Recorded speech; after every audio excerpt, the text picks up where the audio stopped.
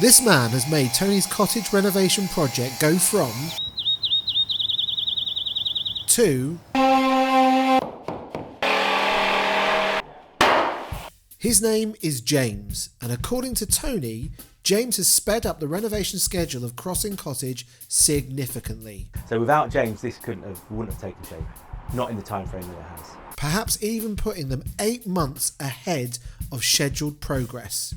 If we didn't bring James on board, I think that would be spring, midsummer.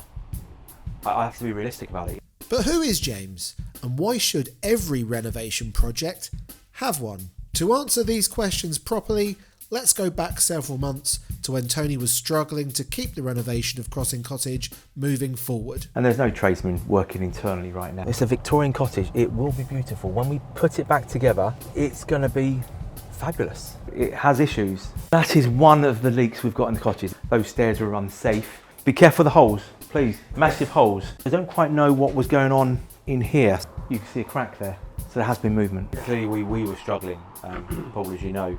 Yeah, my brother was trying to come weekends, the odd evening, trying to get things done, but it would never have taken shape, never ever. Well, it would have done, but it would have taken 18 months. And you know the pressures I'm under to get in. So I thought I've got to call upon someone. Tired of delays and limited time to get things done, Tony started to wonder if he needed more help on this project. And so he decided to make a phone call. I met James through just a valuation. I think you invited us around to value your property a few years ago. And I thought, let's give James a call. Who do I know? Who do I know in the village as a building company? I know James, and I don't know James, I don't know very well, but I called James, and hey, the rest is history, if you like. So without James, this wouldn't have taken shape. Not in the time frame that it has. James is a project manager with an interesting history of projects he's managed in the past. Moving to France 7 years ago, my in-laws bought a property in France, and I got the opportunity to renovate it for them. So my father-in-law, when I said, well, I can't do all of it, he was like, yeah, you can, that'll be fine. I was like, well, I haven't got carpentry tools and like real fine finishing carpentry tools, and I've never hung a door myself. He was like, you'll be all right. So he bought me all the tools I needed, and I just did everything, absolutely everything, from all the stonework, all of the carpentry, plasterboarded the whole house with the help of my wife. It's clear that having a project manager has sped this renovation up. But how did James see the cottage upon first arriving and the challenges it presented? I was quite excited by it actually, so I like a bit of a challenge. I do work quite well under pressure, so yeah, when I saw it and obviously saw what it could become, yeah, it was nice because we were right back to the bare bones when I got here. So yeah, I could control everything as much as I can or could.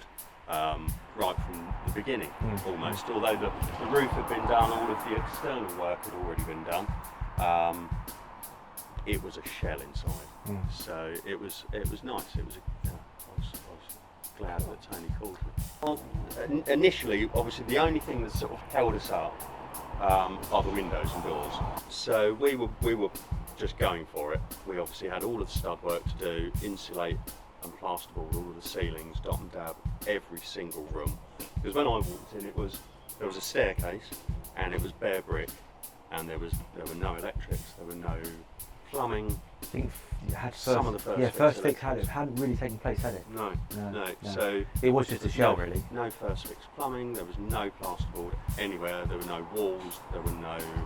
The only thing that had really taken place before James came along was the stairs had been moved, they'd been taken out and repositioned. Yeah. All of the guts of the cottage had been stripped back to the bare bone, and it was then really James come along and started putting it back together. And what are the best reasons for not doing this sort of project management thing yourself and hiring a professional project manager instead? So from years of experience, every project that I've done where they haven't got a project manager, everything just tends to go wrong because they'll just pick individual tradesmen that have never worked together before, and that is a recipe for disaster, in my opinion. The nice thing with having a project manager is you've got a book of subcontractors that you can call. Yeah. They've all worked together, especially all of the guys that I use.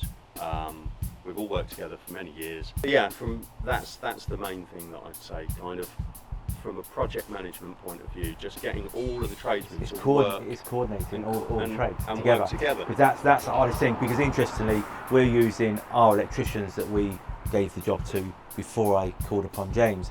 And to be fair, whilst he's superb, it's not James's electrician.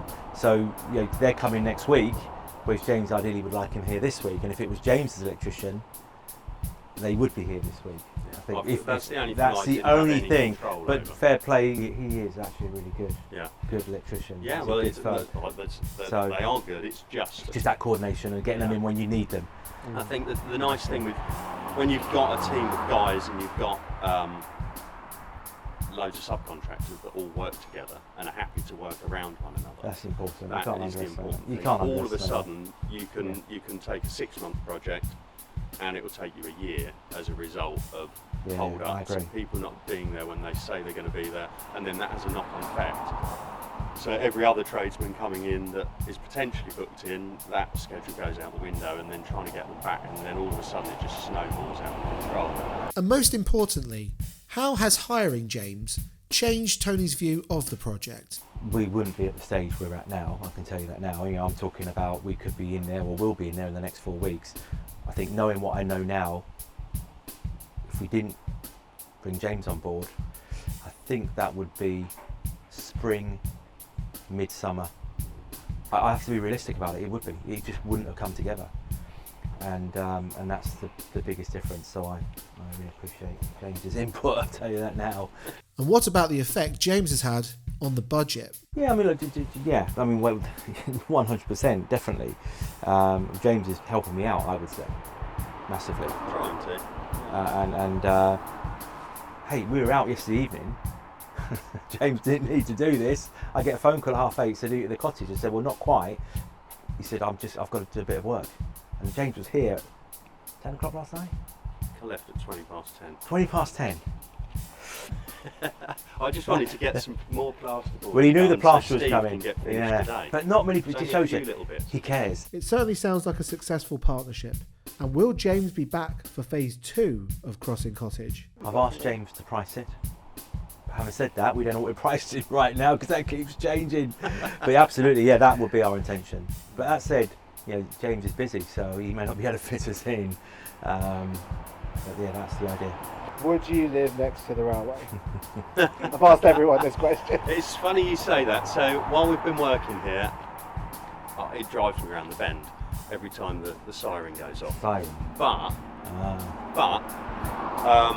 I lived next to a railway years and years ago. You just get used to it.